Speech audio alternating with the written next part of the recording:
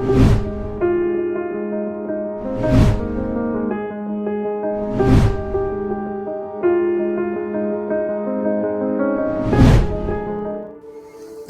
दोस्तों, क्रांति वेलनेस प्रस्तुत निरामय स्वास्थ्य का प्राकृतिक राजमार्ग, यह ऑडियो बुक हम सुन रहे हैं। आज का विषय हमारा है जो जीव के 4 लक्षण हैं, इसके अंदर तीसरा लक्षण भय।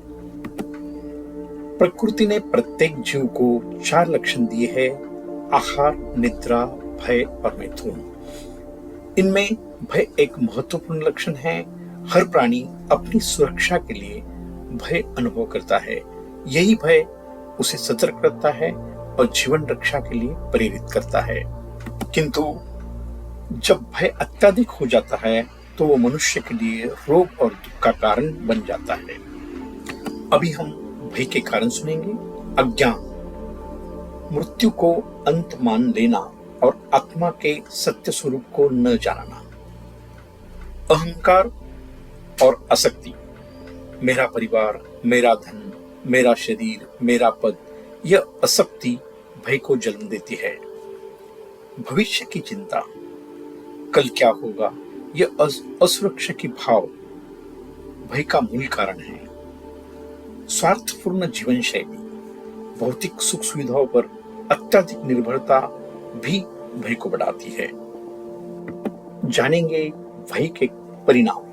भय केवल भावना नहीं बल्कि ये शरीर और आत्मा दोनों को प्रभावित करता है। शारीरिक रोग, भय से हृदय रोग, मधुमेह, रक्तचाप जैसी बीमारियां उत्पन्न होती है। मानसिक तनाव, चिंता, अनिद्रा, असुरक्षा, अवसाद मतलब डिप्रेशन भय के परिणाम है।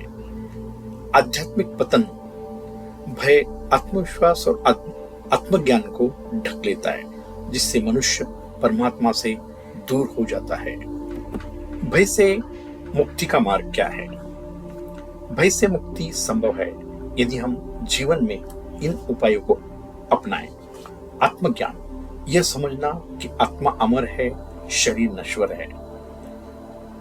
2 नंबर, समर्पण, 100% विश्वास के साथ परमात्मा की सत्ता को स्वीकार करना।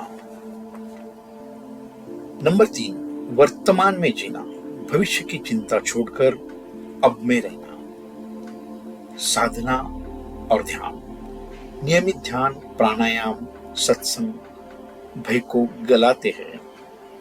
नैतिक जीवन, सत्य, अहिंसा, सेवा और सदाचार सुरक्षा और निडरता का अनुभव कराते हैं।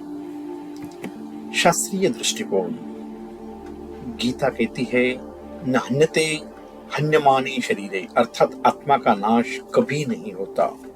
उपनिषद बताते हैं भय वही है जहां द्वैत है।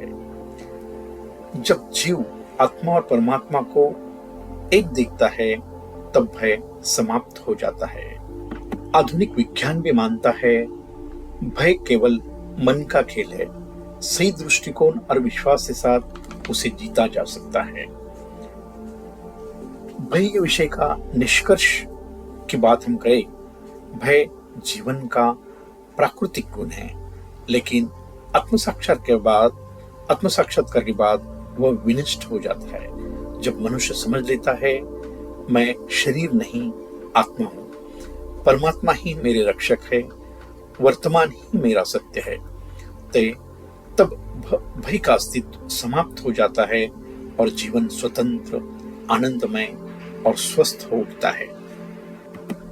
मित्रों, भय का जन्म अज्ञान और आसक्ति से होता है। भय का अंत आत्मज्ञान और परमात्मा में विश्वास से होता है। भय रहित जीवन ही वास्तविक स्वतंत्रता और आनंद का द्वार है।